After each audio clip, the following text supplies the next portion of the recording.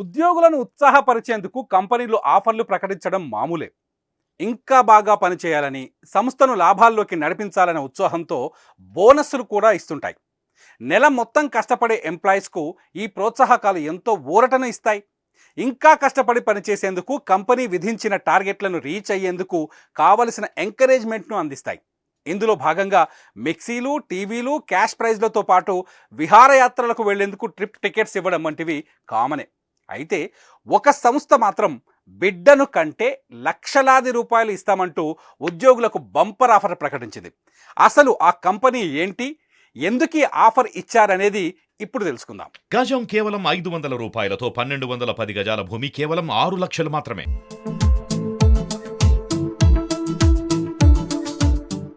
South కొరియాకు చెందిన బుయాంగ్ అనే నిర్మాణ సంస్థ తమ ఉద్యోగులకు సూపర్ ఆఫర్ ప్రకటించింది.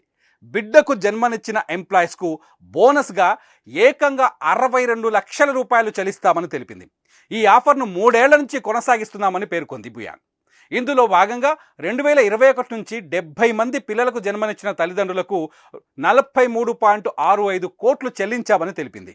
బిడ్డకు జన్మనిస్తే 62 లక్షలు ఇస్తామంటూ South Korean company bumper offer ఇవ్వడంతో పాటు తమ సంస్థలో పనిచేస్తున్న మహిళా, పురుష ఉద్యోగులకు ఇది వర్తిస్తుందని స్పష్టం చేసింది.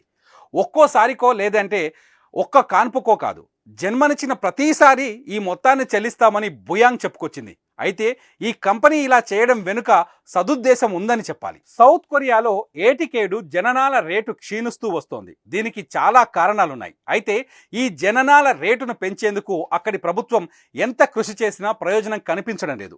ఖర్చులు పెరిగిపోవడంతో ఉన్న పిల్లల్ని పెంచడమే భారంగా మారిన పరిస్థితుల్లో ఎక్కువ మందిని కనమంటే ఎలా అంటూ చాలామంది ప్రశ్నిస్తున్నారు.